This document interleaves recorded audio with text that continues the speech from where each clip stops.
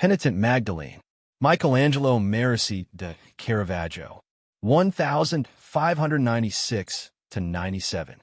Oil on canvas, 123 by 99 centimeters. Galleria Doria Pamphilj, Rome. Introduction. Caravaggio's Penitent Magdalene stands as one of the most radical and deeply moving works from his early creative period in Rome.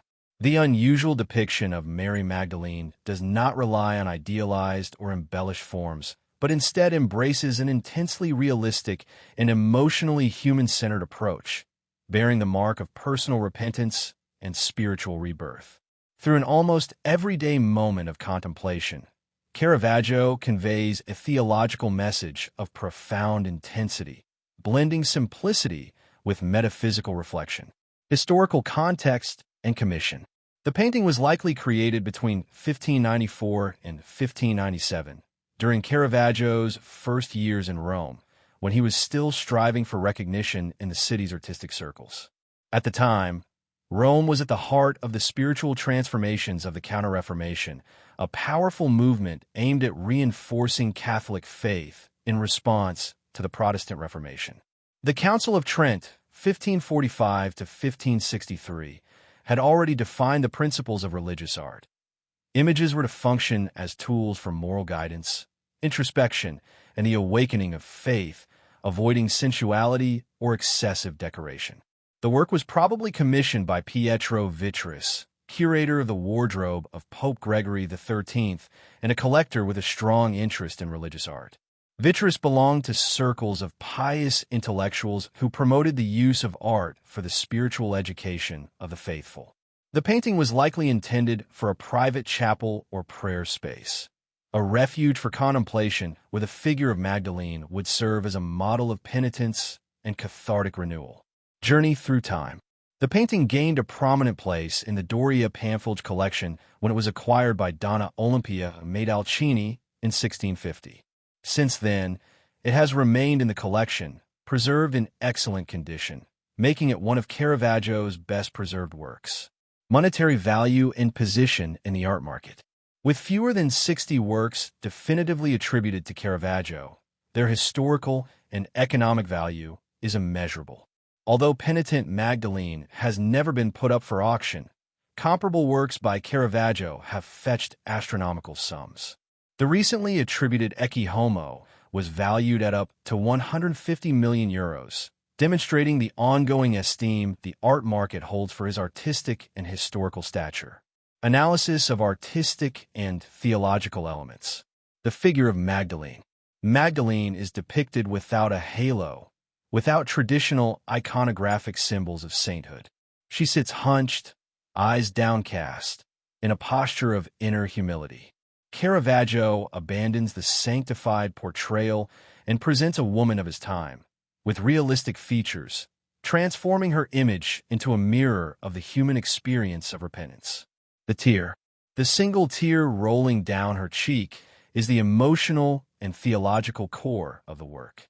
It reflects the soul's inner transformation. In monastic tradition, tears were considered a divine gift. As Gregory of Nyssa wrote, tears cleanse the soul as water cleanses the body. Patrick Hunt argues that the tear acts as visible evidence of internal conversion. Light and shadow, chiaroscuro. The dramatic use of light is not merely a technical innovation. It embodies the theology of grace. The gentle light that falls upon Magdalene signifies the presence of divine grace. The shadow, conversely, symbolizes sin, struggle, and internal conflict.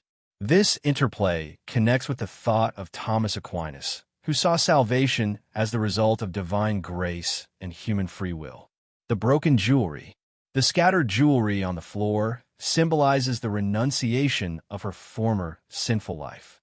It serves as a tangible element of the theological concept of vanitas, the futility of material things. St. Augustine, in his Confessions, similarly describes the abandonment of vanity as a key stage in the soul's purification. The jar of ointment. The ointment jar, a reference to the Gospel of Luke 7:37-50, recalls the moment when Magdalene anointed Jesus' feet. Here, It appears at the edge of the scene, signifying that her old identity has now been cast aside, making room for a new, spiritually reborn existence. The bare heel. The depiction of her bare heel alludes to mortality and vulnerability.